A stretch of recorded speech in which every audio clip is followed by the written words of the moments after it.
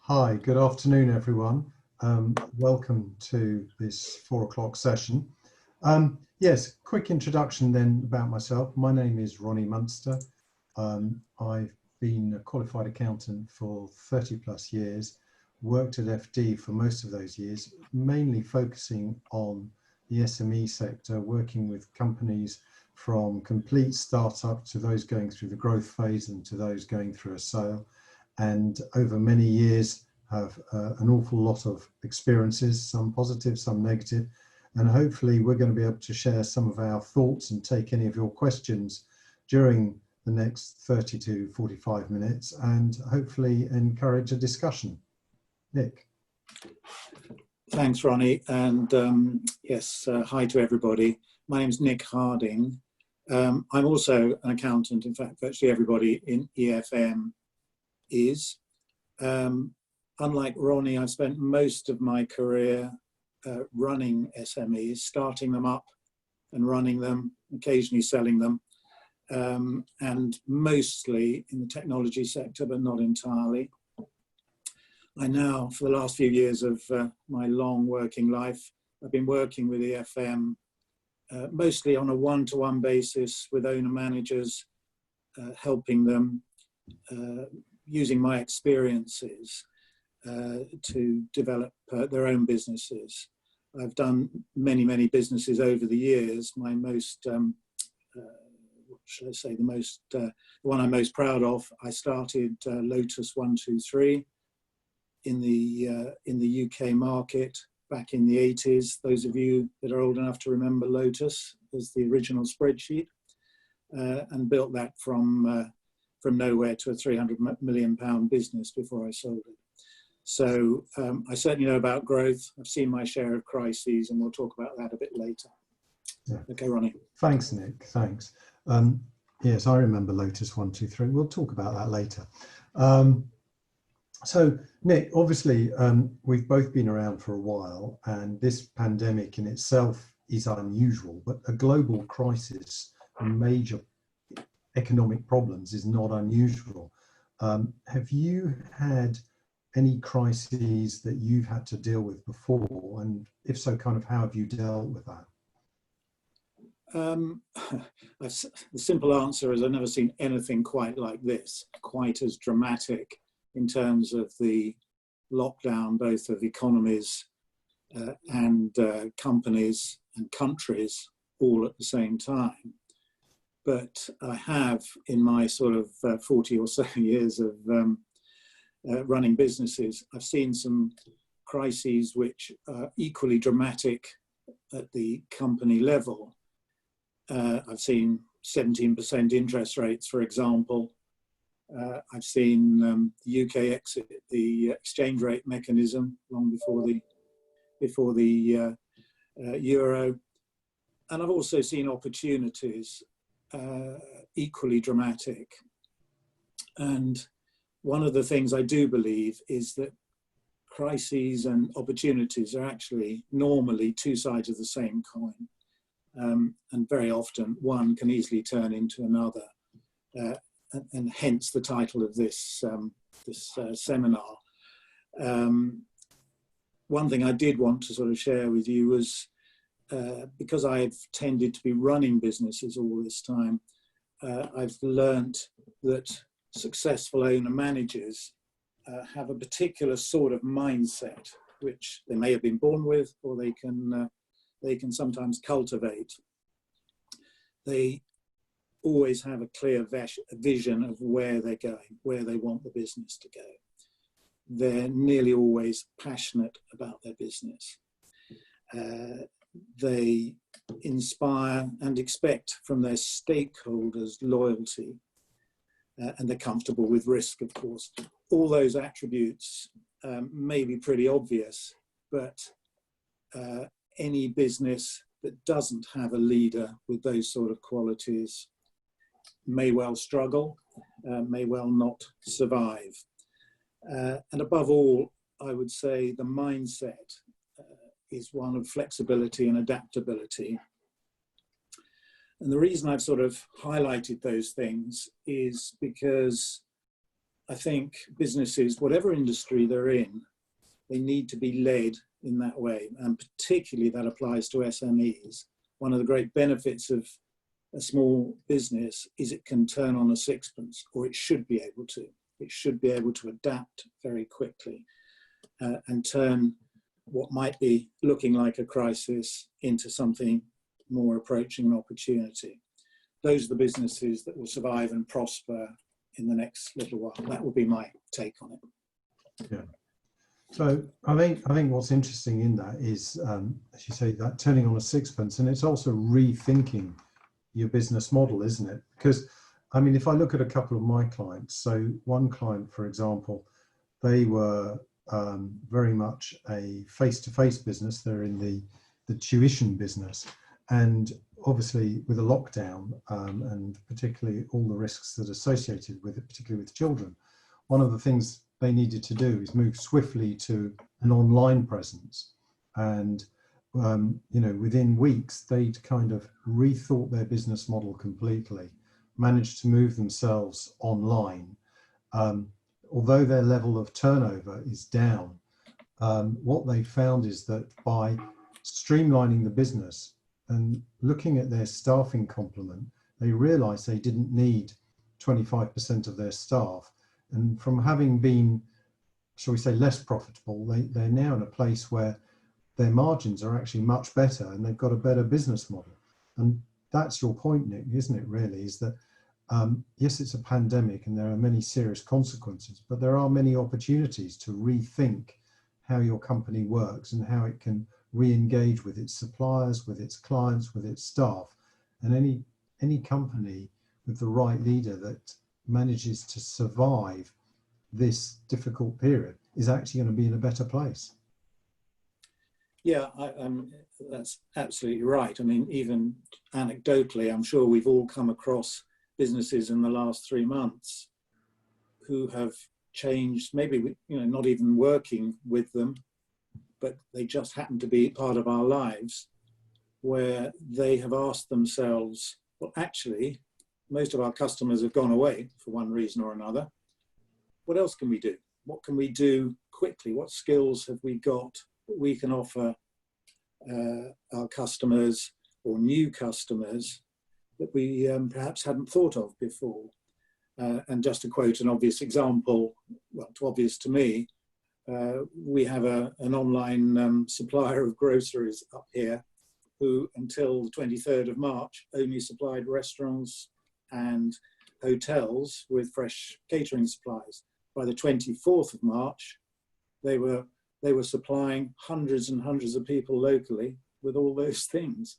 And they moved so fast, they've suddenly built themselves a reputation as a decent online supplier of good quality fresh produce, which they probably hadn't even thought of back in February. So yeah, another example. Yeah, I think for me, one of the biggest things is your staffing complement. And I think there are two aspects to this. One is whatever changes you're going to make sure you engage your staff. All the companies I've worked with, they've all taken serious pay cuts across the board. The CEO has either foregone his own salary or taken a big hit. But as part of the process, he's engaged all staff so that they understand we're in a new world. This is a new model. It's about business survival. But the other thing is, if you're going to be doing something different, whether it's delivering as you've just suggested, or whether it's, you know, moving to a completely online world, is assessing the competencies of your team. And you may realize those people who are invaluable and who are an important part of your future. And those, and not because they're bad people, but suddenly you realize perhaps they're more like passengers, and therefore you need to reassess who is really fundamental to this new world and your new business model. As most companies have the largest part of their overhead is typically the staffing complement. It's about assessing who you employ and what it is you want them to do. I mean, one of the companies I'm working with, what they're looking at is they need to expand their hours from 8 o'clock till 6 o'clock to maybe 6 in the morning to 10 at night. And they're looking at how they can engage staff to do that, but because they won't have to leave home, you know, everybody's going to be working from home for the foreseeable future. They feel that there's an opportunity there without taking on additional staff or even additional cost, using their existing complement of people to work those additional hours in a different pattern. Yeah, and in fact, I'd go further and say you have a number of stakeholders typically in a small business. Staff and the loyalty of staff and the competence of staff is one of them. But you also have customers on whom you depend and suppliers. And at this point, I think the smart manager will be asking, what do my customers want? What do they want that I currently don't produce or provide, but perhaps I could? And you might add to that suppliers. What else could I get from them that I could pass on to my customers or incorporate into my products? So it's a sort of opening up of the mind to other opportunities when things have changed, when external circumstances change. Yeah. David Bell has just posted a question. Any advice to reduce staff hours, wages without demoralising them? Do you want to pick up on that first, Nick? Let me think about that one. No, I'll come back to that one because I can't actually sort of intellectualize that one quickly. I'll make a note. I think the one thing really is talk about it in terms of the new world that we're in. And as I said before, if you're leading from the front, you know, if you're reducing your own salary, for example, just everybody is affected. You can use that as part of the method to work with your staff and therefore reduce without demoralizing them. I mean, we're seeing a world of increasing unemployment as well, and many people would rather have some employment at some salary than to not be employed. Yeah, and I would add to that as long as you've been honest with your staff all along, then they have to accept the business lives in the real world, and that may mean everybody needs to take a cut in some way, because if they don't, there will be no business and no job. So it's a sort of reality conversation. In my experience, most staff, if it's explained to them properly and they fully understand the situation the business finds itself in, they will not resent that. If the owner's taking out a fortune in dividends and generally living a great lifestyle, they probably won't understand. Yeah, I think that's really good. And John Fitzgerald has just posted a question. Do you have any good examples, recent or past, of businesses that have pivoted successfully in a crisis and how they made it work? Sorry to throw this directly at you, Nick, first, but are you happy to pick that up? Would you want me to have a go at that? For some reason, I can't see the questions on my screen. I don't know what they are. But an example of a business that's pivoted in a crisis. Well, I'm thinking of let me think. A recent example would be, yes, a client of mine who is a distributor who suddenly found that his biggest customer had gone away. The opportunity got, and he was very, very dependent. He needed suddenly to find more customers quickly, or more billings, more revenue, or he was going to have to probably have to close the business down. What he did was, dare I say it, he talked to us at EFM, me in particular, with a view to doing exactly what I said earlier, which was to review what else would customers want. How quickly can we build up the business to replace that lost business? Yeah. And I can't emphasize enough how when owner managers get focused in on a crisis, they become blinkered, they become very, very, almost put their heads in the sand, and they have to find a way to get out of that mindset, because if they don't, it'll become a sort of downward spiral. And it's a mindset thing. I'm very much, as you gathered, into the sort of psychology, if you like, of how business people lead businesses like this. And the psychology is to break out of that and think, okay, what else can I do? What else can my staff do? Where are our skills? What else do our customers need? And have the confidence to take those risks and try it. And that's actually where one of the things that people like you and me, Ronnie, help owners do is to open their minds to other possibilities. Absolutely. I mean, on that example, so one of my clients, their market is all about international travel and expenditure, and obviously not a lot of people are doing that. But part of their technology allows them to do other things. So they made a deep dive into their clients' data to understand who are their clients and what do their clients really need. And they engaged their clients, their key clients, in a number of conversations.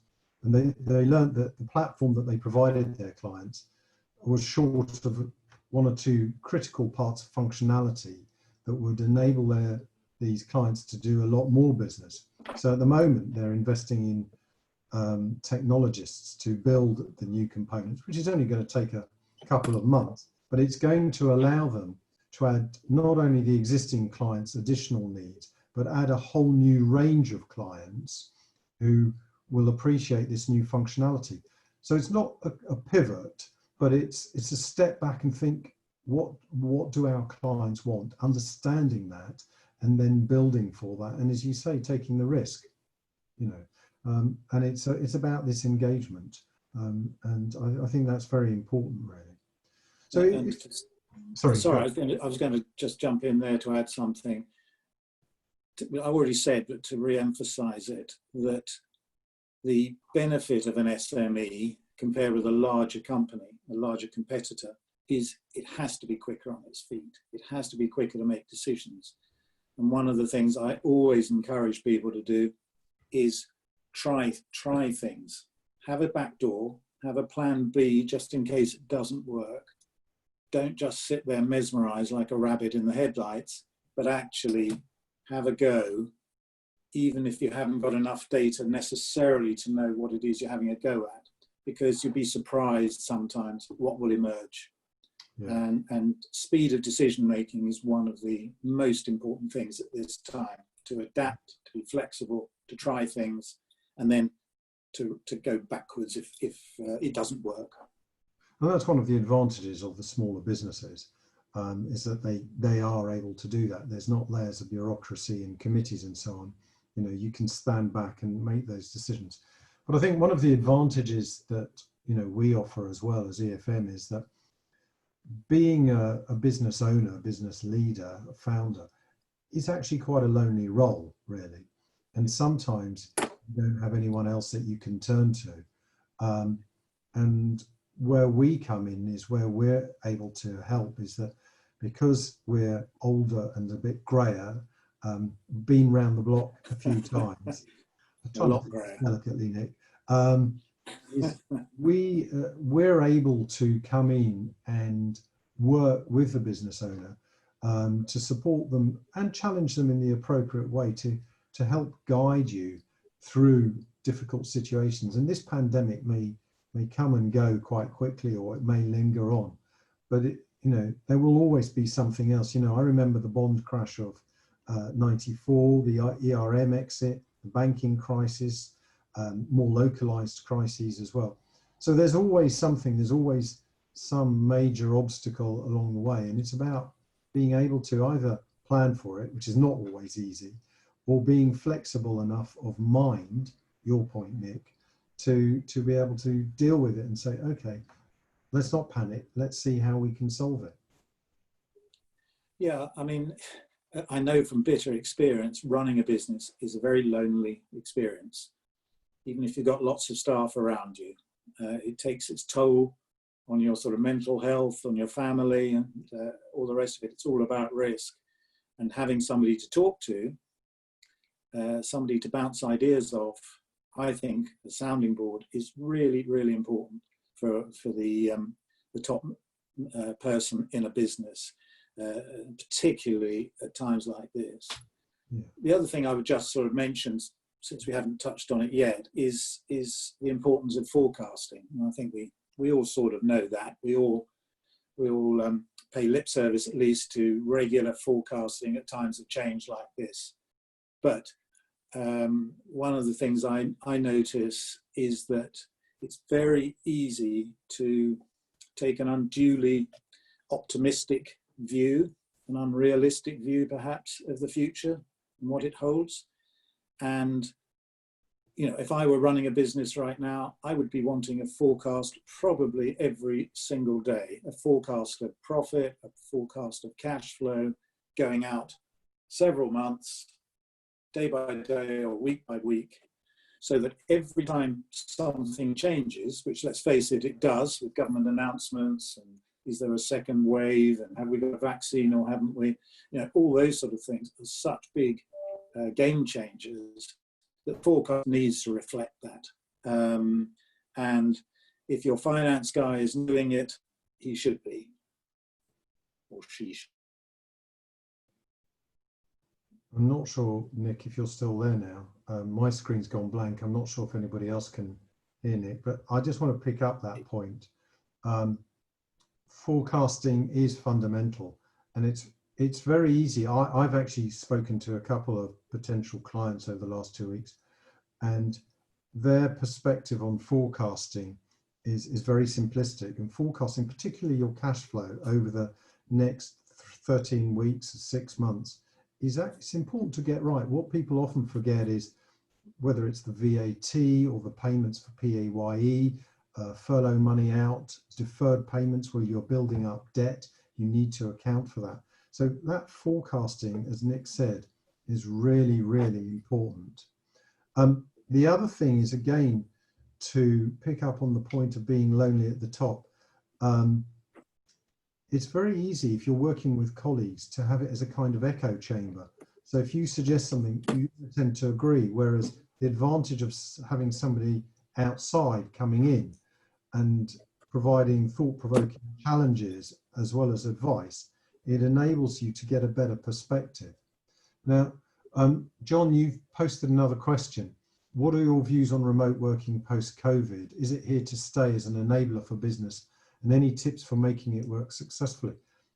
I think this is an interesting one to debate, because I think it's here to stay in one form or other. I think for the moment, people are enjoying it, it's fresh, and there's a lot of people who feel more comfortable, particularly if you work in big cities. You're not having to deal with the stress of public transport and so on. But I think if you've got a reasonably sized workforce, and particularly if there's a younger element of it, a lot of people join companies, not just for the job and the opportunity it creates, but it's about meeting other people. I mean, if I look at my own network, and I'm sure Nick's the same, when you look at your network, a lot of it's come through contact, face to face, and using Zoom or Teams or whatever it is we use, it's not the same. So I think it will stay, and I think all companies will now be able to adapt and say that we don't need so much space, and we can take, if we're London based, we can take somebody in Edinburgh or Dublin, and if they come over once a month or once a week or whatever it is, we can still make it work. We can trust our workforce. But it's about, I think, thinking through the short term, which is till the end of this year, in my opinion, and what will happen in 2021. How do you want it to work?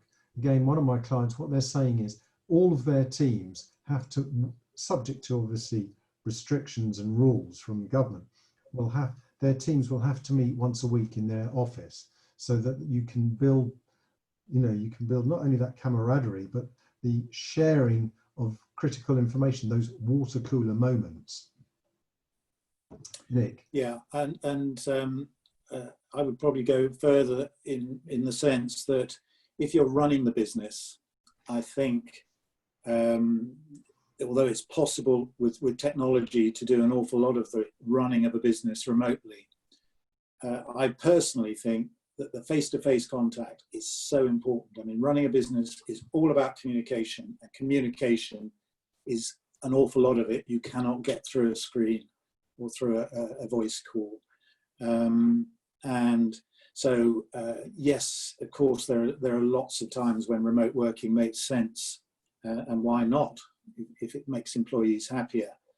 But I would certainly want to see my people on a regular basis, just sort of get the more subtle, the more nuanced understanding of how they're doing and what they're feeling, what their ideas are, and so on. So, yeah, there's already been some studies on body.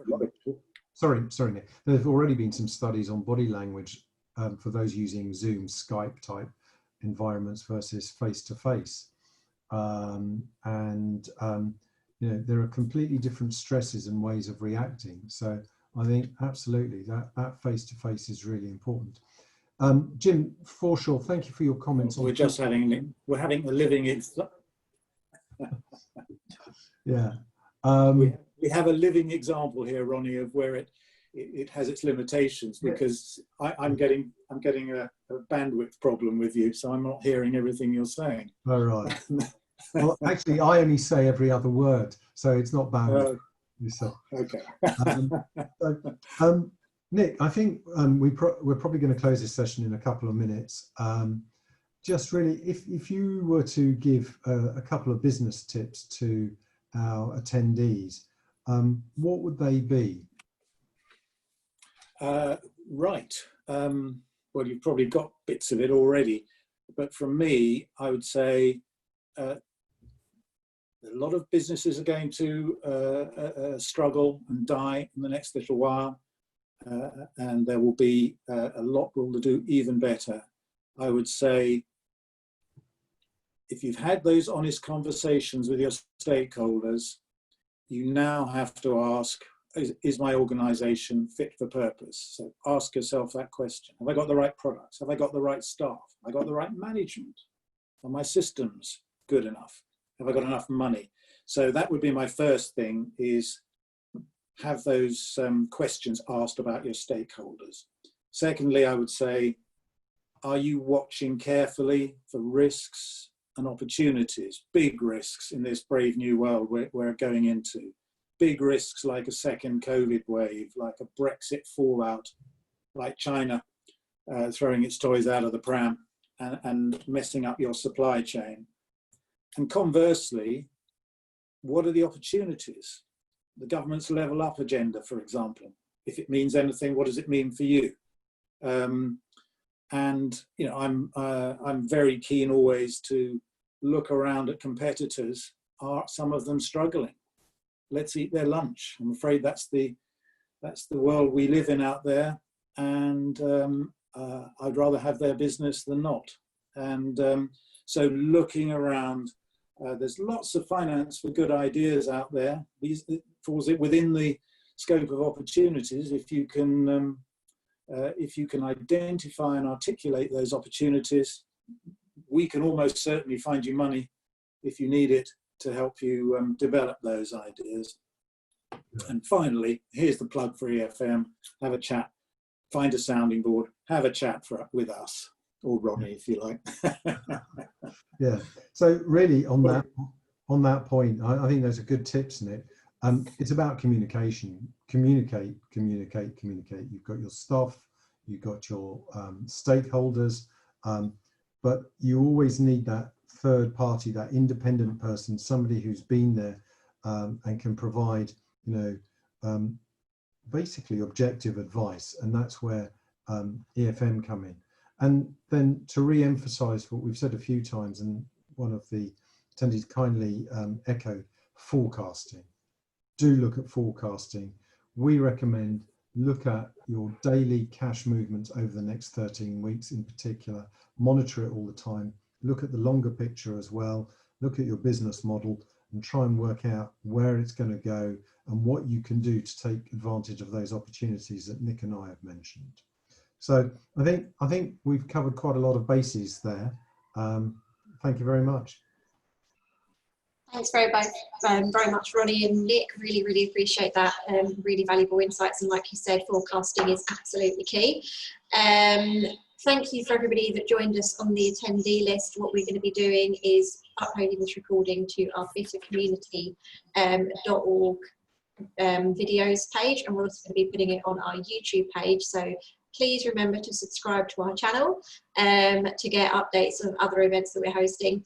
You'll also get through a confirmation email tomorrow about this with contact details for Ronnie and Nick, should you wish to follow up with them or get in touch with EFM about any of the services that they offer that you might be able to benefit from. Thank you very much, everybody.